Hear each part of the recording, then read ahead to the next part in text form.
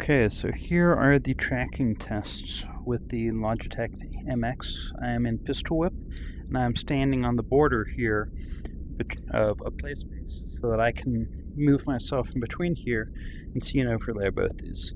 The way I've got the trigger set up here is I've still been trying to figure out sensitivity in-game, how all that works, so you'll see like I barely have to touch this to register as a shot. And you'll see here with where that lines up, the pen is going directly down where the barrel is there.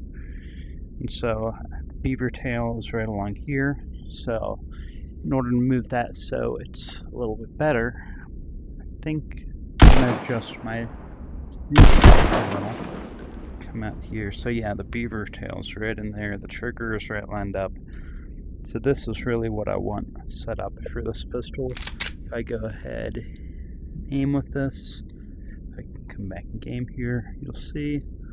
So what I'm going to do as a test is I'm going to start a song and see if this is playable. Now, if I pull the trigger too far, it's going to end up getting stuck, but I already knew that.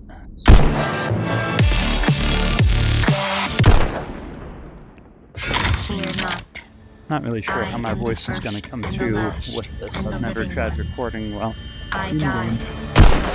So the remaining audio that's coming through on this, I recorded after the fact, so I could sort of talk through what the experience was like in here.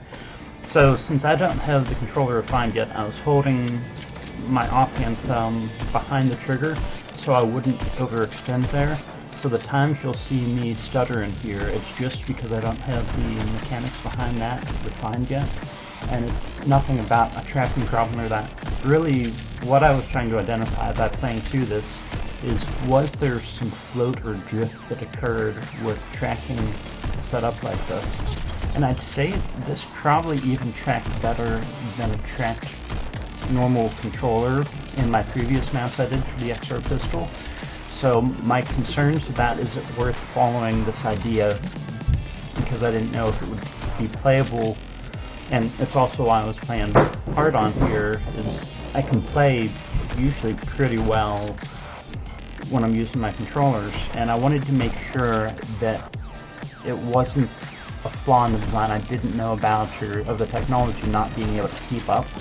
And so I sort of have to get into the mental zone to be able to play well, and the times that the controller design, not the tracking design, caused issues. Like, I don't have concerns that once I have a good controller design, I should be able to play on par with my abilities.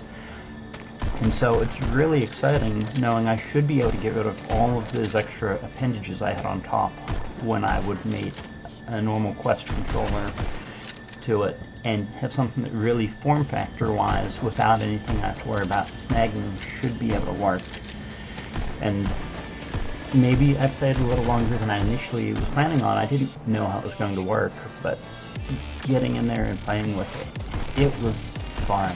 So you're going to see follow-up videos on the design coming through here, and I'm really just excited about the whole process. Now, pretty soon here I accidentally lifted the headset, so it cut the video recording, and so I'm just going to cut my narration along with that. So thanks for joining me, and hope that there's a lot more exciting videos coming along. And I will be having gameplay videos in my game as well. So thank you.